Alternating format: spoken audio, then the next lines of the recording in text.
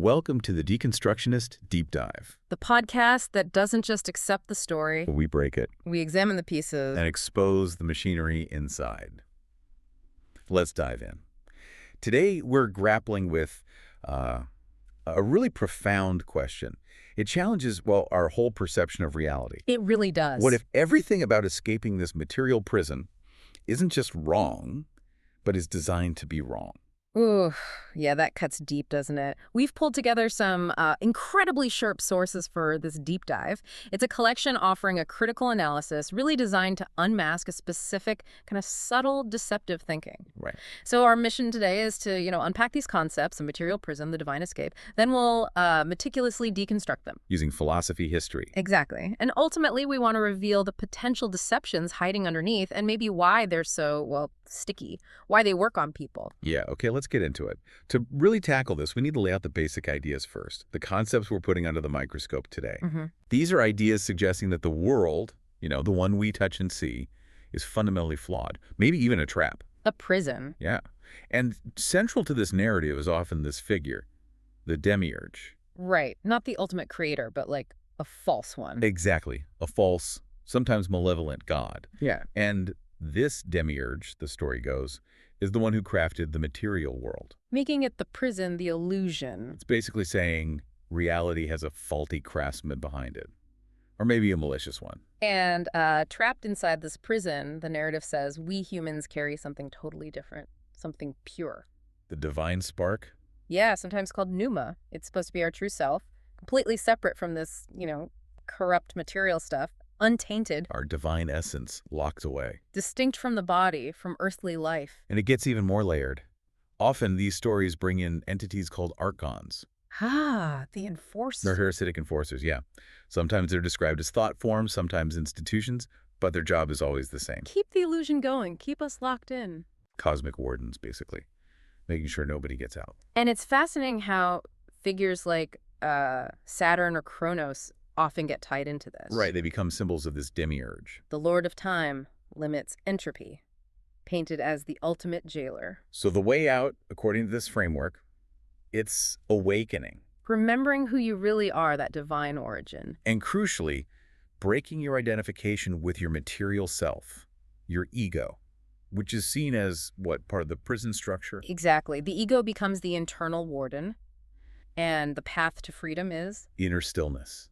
Non-alignment with the system, connecting to some kind of true source way beyond this reality. It's liberation through withdrawal, essentially. Just check out. Okay, here's where it gets really interesting. This is where our deep dive starts pushing back hard. Because our sources don't just lay this out, they take it apart, piece by piece. Let's see how these ideas stack up when we hold them against other philosophies, other ways of seeing the world. Let's start with that foundation. Gnostic dualism. The world is prison. Right. This extreme split. Perfect spirit up here, flawed prison down there, our sources. They call this, and I quote, the most pathetic intellectual cop-out in history. Strong words. Very. And they link it directly to Nietzsche's idea of resentment, that resentment from feeling powerless. Nietzsche argued that the weak, the ones who can't handle the suffering and, frankly, the chaos of actual existence, they just invent a perfect world somewhere else. What's cosmic sour grapes? Totally. This universe sucks because I can't control it because I suffer. Nietzsche would have hated seeing this slave morality, as he called it, turned into cosmology, blaming existence itself. It's such a stark contrast to something like, say, Taoist Wu-Wei. Completely. Wu-Wei isn't about rejecting the universe. It's about finding harmony in it, flowing with it. Effortless action through alignment, not trying to escape reality altogether. And the Stoics. They'd have a field day with this world is prison idea. For them, the cosmos is rational, it's ordered, it's divine. So if you think it's a prison, that's a failure on your part. A failure to understand it and your place in it. The problem isn't the world, it's your judgment about the world. So the sources argue this belief doesn't free you.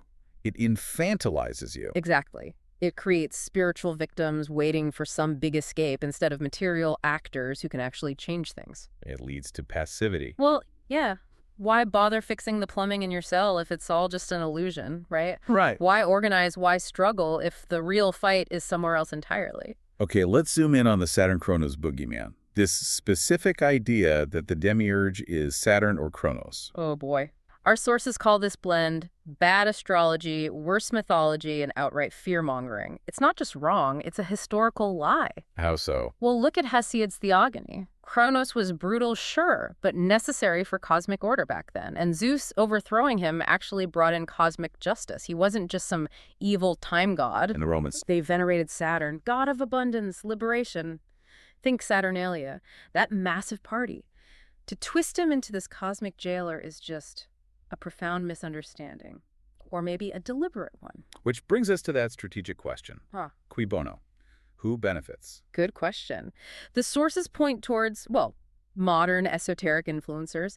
They get to sound super deep by creating this unified field theory of oppression. Makes them look smart without analyzing real power structure. Exactly. It's way easier to blame Saturn than to dig into, say, capitalism or political corruption.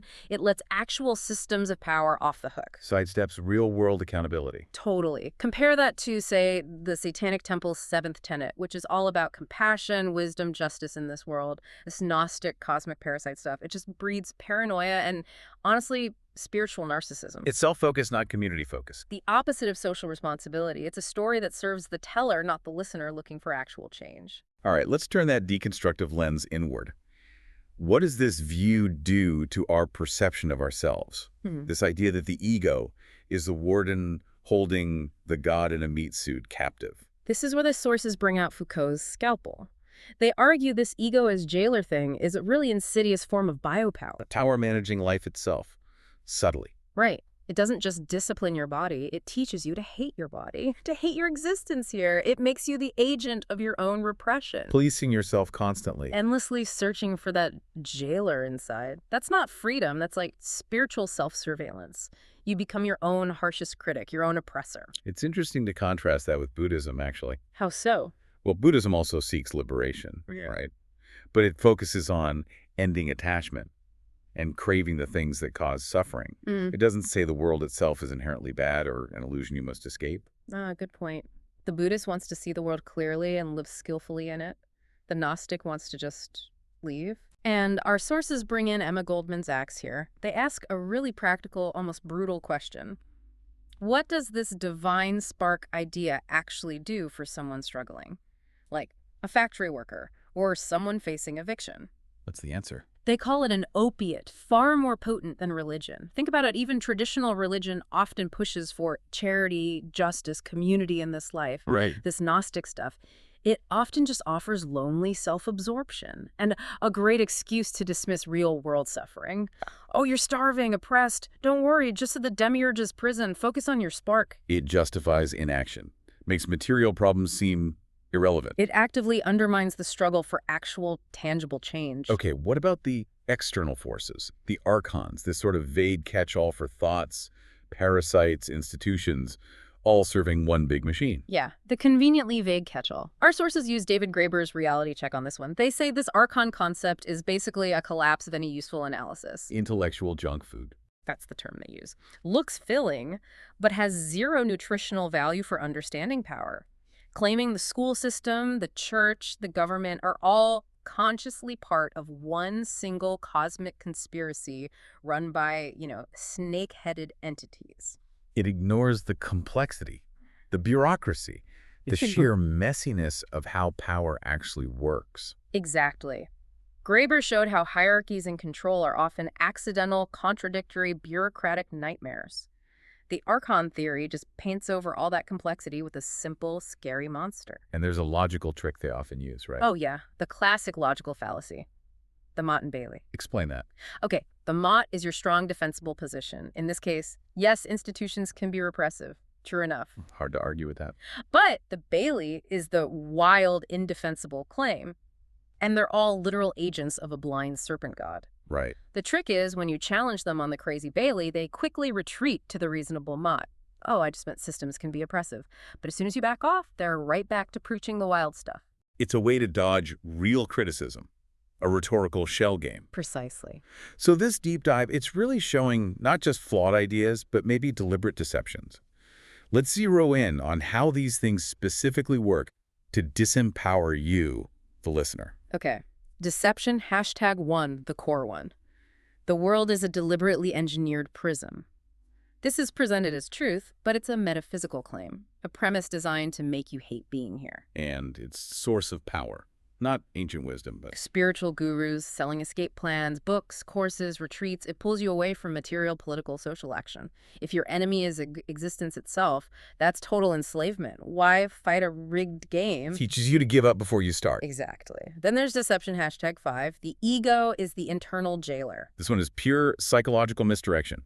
Fear-based control. Yeah. And the source of power. Oh, overwhelmingly the modern wellness industry. Selling ego death, expensive workshops. It is this. Huge. But the sources argue the ego isn't the jailer, it's the necessary structure of your consciousness. It's how you navigate the world, have an identity, act. Trying to dissolve it doesn't lead to enlightenment. They argue it leads to psychosis, or a vapid, passive personality. Someone who can't assert themselves, can't engage. It's like a self-inflicted spiritual lobotomy. Crippling, not freeing. And finally, deception #8.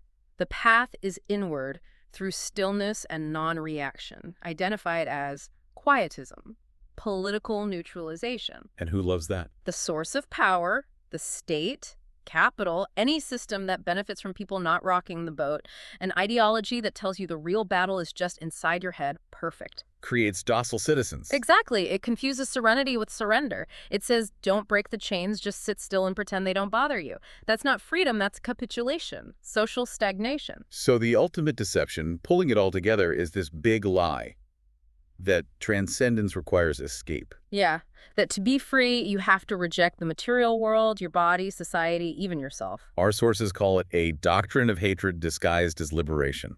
It's the master key to the prison, not out of it. It's like a cosmic temper tantrum disguised as wisdom. Hating the cage so much you never even try the lock, you just close your eyes and dream.